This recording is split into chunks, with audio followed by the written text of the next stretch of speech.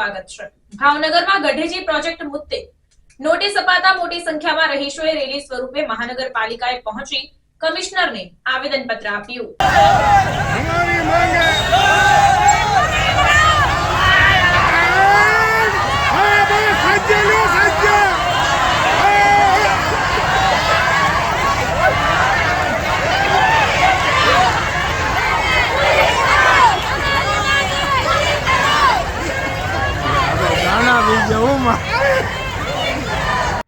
ભાવનગરની ગઢેજી નદીના કાંઠે વસેલા લોકોને મહાનગરપાલિકાએ ગઢેજી પ્રોજેક્ટને પગલે રહેણાંકના આધાર પુરાવા રજૂ કરવા માટે નોટિસ ફટકારી છે, જેને પગલે સ્થાનિકો કોંગ્રેસના નેજા હેઠળ રેલી કાઢીને કમિશનરને આવેદનપત્ર પાઠવ્યું હતું।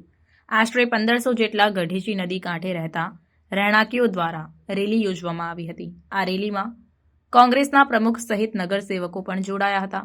કમિશનરને આવેદનપત્ર પાઠવીને તેમના રહેણાંકના બદલામાં વૈકલ્પિક વ્યવસ્થા કરી આપવામાં આવે તેવી લેખિતમાં રજૂઆત કરાઈ હતી। જો કે શહેર કોંગ્રેસના પ્રમુખ હિતેશ વ્યાસે કમિશનરને વિવિધ મુદ્દાઓ સાથે રજૂઆત કરી હતી।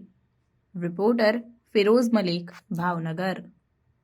રજૂઆત કરવા આવ્યા છે સાહેબ, ગઢેજી શુદ્ધિકરણ પ્રોજેક્ટ બહુ સારો છે। અમે પણ ઈચ્છીએ છીએ કે લોકોનું આરોગ્ય ત્યાંથી ગંદવાડો નીકળે છે, બધું સારું થાય ઈચ્છે, પણ સાહેબ હજારો લોકોના ઘર વિયોગો આપણે કરી નાખશું એને સાહેબ, એની વૈકલ્પિક વ્યવસ્થા આપણે શું કરશું સાહેબ? એને બીજે મકાન તો આપીએ એવી રજૂઆત છે। અને હાલ પૂરતું સાહેબ ઓછામાં ઓછું કપાય કે જેથી વધારે નુકસાન ન થાય। પણ હું તો એવું કોઈ એવો રસ્તો કાઢો, હું તમને કહું જેટલા સરકાર વડવાવાની મહારાજા સાહેબના વંશજોની સેવા કરતા હતા, જૂનો પેલેસ એટલે સરિતા સોસાયટી એ આપેલું છે। એની પાસે દસ્તાવેજ કઈ રીતે હોય? મહારાજા સાહેબ પાસે દસ્તાવેજ આપણે માંગીએ કે કઈ રીતે યોગ્ય છે? યુવરાજ સાહેબ પાસે દસ્તાવેજ માંગીએ, પેલેસ તમારા બાપુ એક કોને તમને દસ્તાવેજ કરી દીધો તો એ દસ્તાવેજ આપે તો બાપુની માલિકી છે। આપને એમ લાગે કે આ ગરીબ માણસો છે અને ત્યાં જવામાં કોઈ વાંધો નથી, તો એકવાર આપ આવી અને ત્યાં જે રેલવે બ્રિજ છે જેની નીચેથી પાણી પસાર થાય છે, અને જેટલું પાણી પસાર થાય છે એની કરતા 5 ગણું પાણી તો આવવાનું જ નથી, ફાઇનલ છે। કારણ કે ગવર્મેન્ટ ઓફ ઇન્ડિયાએ બનાવેલો બ્રિજ એવો છે કે એ બ્રિજમાં પાણીનું લેવલ નક્કી થઈ ગયું છે, FSL લેવલ નક્કી થઈ ગયું છે બ્રિજ ઉપરનું, એટલે કોઈ પણ પરિસ્થિતિમાં એનાથી 5 ગણું પાણી આવ્યું છે નહીં। 5 ગણી જગ્યા અહીંથી એક્સપાન્ડ કરીને તોડી નાખવામાં આવે છે। બ્યુટિફિકેશન જુદી વાત છે અને ગંદકી જુદી વાત છે। આ લોકો બ્યુટિફિકેશન ગંદકી ઓછી કરે તો આખો જગ્યા બ્યુટીફુલ જ છે। ગરીબો કઈ ગંદા નથી, વિસ્તાર ગંદો થયો છે અને કોર્પોરેશનની અનાવડતને કારણે ગંદો થયો છે। એમાં ઓપન ડ્રેનેજ છે સાહેબ, 8 કિલોમીટર ઓપન ડ્રેનેજ છે। આવું કોઈ હિન્દુસ્તાનમાં ગામ નહીં હોય કે જ્યાં આવી રીતે આ સારું વગરના બધા કોર્પોરેટરો, મને તો એમ થાય છે કે એ વિસ્તારના કોર્પોરેટરો કામ શું કરે છે ભાજપના? આટલી ગંદકીમાં ગરીબો એટલું સહન કરે છે। આ ઠંડીમાં 2-3 વર્ષના બાળકોથી લઈને 80-90 વર્ષ સુધીના માણસો ત્યાં રહે છે। એને 7 દિવસમાં ઘરબાર વગરના કરી નાખો ને, હજારો સ્ત્રીઓને માન મર્યાદાનો સવાલ ક્યાં રહેશે? ક્યાં બધા નાવા ધોવા જશે? સીધા ઘર તોડી નાખવાની નોટિસ 7 દિવસમાં આપી દેવાની। આજે ભાવનગર એવું છે કે મહારાજા કૃષ્ણકુમારસિંહજીને આજે લોકો યાદ કરે છે ને રોવે છે, એટલા માટે કે 1865નો ધણી સ્વતંત્ર ભારતમાં પોતાનું રજવાડું પહેલા આપી દેતા હોય ત્યારે આ શાસકો લોકોના મકાન વિહોણા કરવા માંગે છે। છેલ્લા 25 વર્ષથી ભાવનગર કંસારા શુદ્ધિકરણની વાતો કરતા હતા।